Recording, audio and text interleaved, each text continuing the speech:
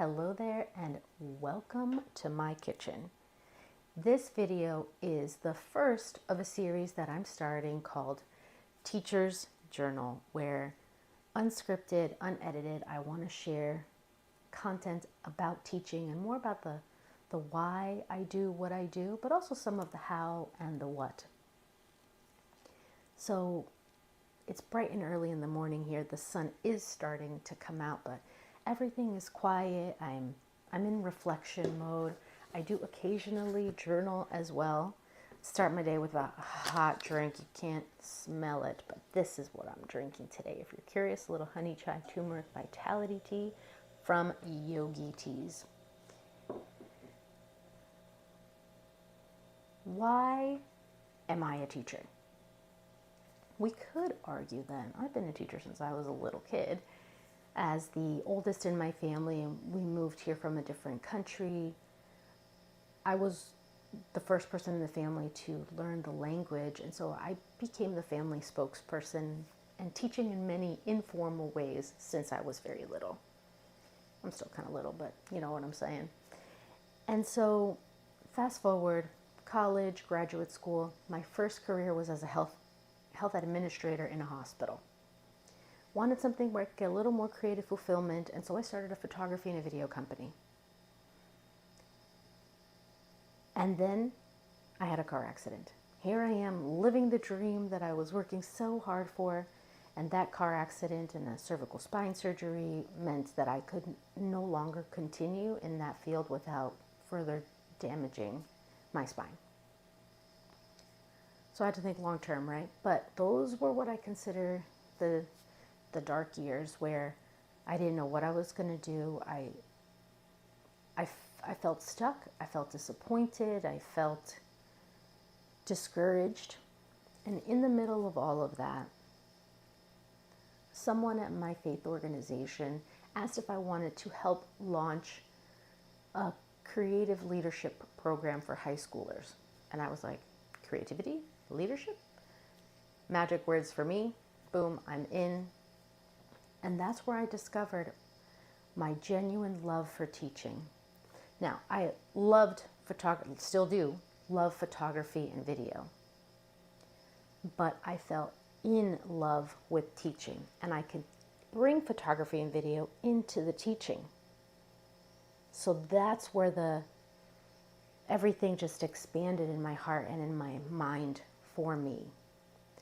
There is an incredible photographer named Sue Bryce. She's from New Zealand, lives out in California, I believe, and she taught a lot of mindset, heart-centered things about photography and the business of it. And I remember this one story. She had a friend who, it seemed on the surface like she wanted to do photography, but really discovered that her love and her passion was in wanting to have a shake business, where the imagery was a part of that, but it wasn't front and center.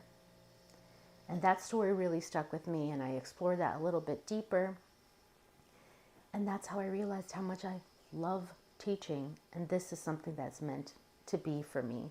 As a content creator, as an adjunct professor at a university, I find tremendous joy and fulfillment. And I've shared in past videos that as an adjunct professor, I know the salary is not sustainable full-time, so I do have different means where I sustain myself financially. I took a different route with that.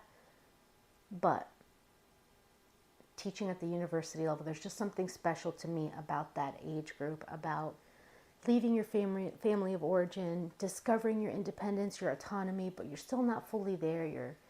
Your mind, you're still trying to figure out who you are. And so the courses that I teach help so much with communication, public speaking, leadership courses, and I'm also excited to launch a new social media course for a different department.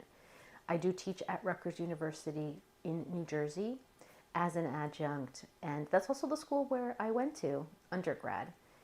And a shout out to one of my friends, Marcia, who made that connection for me to start teaching at the university when I came to her and I shared with her that this is where I could see myself working and giving and serving, teaching these kinds of things to college students. So in the end, the path was definitely not a linear path at all. It was kind of like all kinds of twists and turns, and you can probably relate in your own teaching journey. You know, how did you come to this? And now that's a bit about the how, the why for me. The why, that's a little harder to explain because it's just something that you feel. It's something that I feel deeply. This commitment, this legacy.